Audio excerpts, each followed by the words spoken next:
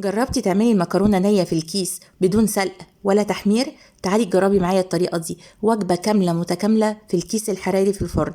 قبل ما ابتدي حطي لايك وشيري الفيديو في كل حتة، وتعالي نشوف هنعملها ازاي.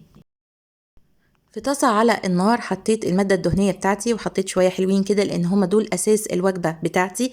جبت نص كيلو بانيه وقطعته مكعبات صغيرة زي ما انتوا شايفين، ونزلت بيه على دفعات في المادة الدهنية علشان الطاسة ما تفقدش درجة حرارتها والفراخ تنزل ميتها. دي احسن طريقة عشان تتجنبي اي زفارة من الفراخ. وكل ما ياخدوا شوية لون انزل بشوية اللي بعدهم بالمنظر ده. المهم ما تحطيهمش كلهم مع بعض. اول ما الفراخ تبتدي تاخد لون بالمنظر ده هبتدي انزل بالبصل المفروم زي ما انتوا شايفين، بصلايه متوسطه مفرومه ناعم، واقلبها مع الفراخ بتاعتي كويس لغايه ما تتشوح ويتحول لونها للون الشفاف او تطلع ريحتها. لو عايزه تضيفي توم مفروم ضيفيه براحتك، بس انا هنا اكتفيت بالبصل بس. حطيت نص معلقه صغيره من الفلفل الاسود، نص معلقه صغيره من الملح، وشوحت الفراخ معاهم. كنت مفرزه شويه من الفلفل الالوان، نزلت يعني تقريبا نص كوبايه من الفلفل الالوان المتقطع صغير خالص زي ما انتوا شايفين. عندك بسله، جزر، فاصوليا خضراء، اللي انت عايزه تحطيه من الخضار حطيه عشان تزودي القيمه الغذائيه. حطيت نص معلقه صغيره من البابريكا وشوحتهم مع بعض. دلوقتي بقى التكايه الرهيبه اللي بتفرق جدا مع الفراخ دي، وهي معلقه كبيره من المستردة ومعلقه كبيره من الهوت صوص. الحتتين دول بيفرقوا جامد. وعلى فكره كمان لو بتحبي الحاجه سبايسي حطي كمان قرن فلفل شطه وقطعيه صغير. يا سلام على الجمال، بجد ملهاش حل. التكايه دي بتفرق جدا في طعم المكرونه نفسه، بتشرب بقى من الطعم السبايسي بتاع الفراخ وبتبقى ملهاش حل. حطيت معلقه صغيره من السكر، وهحط معلقه كبيره من معجون الطماطم. عشان كده حطيت السكر علشان اي حمضيه للطماطم تروح بقى بالسكر. هحط كوبايتين من الميه واسيبهم مع بعض يعني دقيقتين 3 كده، بس ايه ياخدوا ويدوا مع بعض. زي ما قلت لكم انا مش عايزه اسوي الفراخ لان هي هتكمل سوا في الفرن.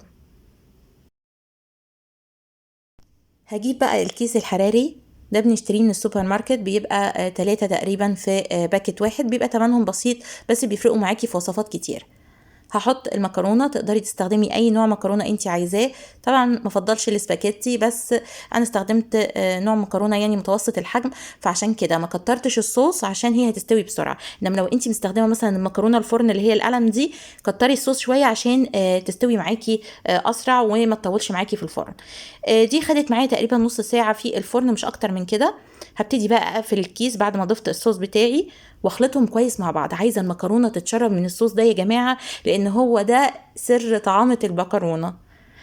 عايزه اقول لك ما شاء الله، بروتين كربوهيدرات وخضار في وجبه واحده. حطي الطبق قدام ابنك او بنتك وكده ضمنتي كل العناصر الغذائيه في الوجبه بتاعتهم. هحط بقى الكيس بتاعي في طبق بايركس، واجيب سكينه وانغزه بيها كده علشان الكيس ما يتنفخش فيه يفرقع في الفرن. مهم قوي الحته دي عشان لا قدر الله يعني ما تحصلش اي حوادث. عايزه اقول لكم كده هو طلع، شايفين منفوخ ازاي مع اني خرماه. فخلوا بالكم عشان البخار ده يعني ايه بيلسع. انا عماله اتعامل معاه كده بحذر، بس برضو كنت خايفه اتلسع. هبتدي بقى افضيه في البايركس. زي ما انتم شايفين السواد ده بيبقى نتيجه ان الصوص بيتطاير جوه الكيس وطبعا بيستوي. عايزه اقول لكم كميه فوضى رهيبه عشان اعرف اقلب الكيس وهو سخن. تعالوا بقى ندوق. يا سلام على الجمال، الف هنا وشفا عليكم. اشوفكم الفيديو الجاي ومع السلامه.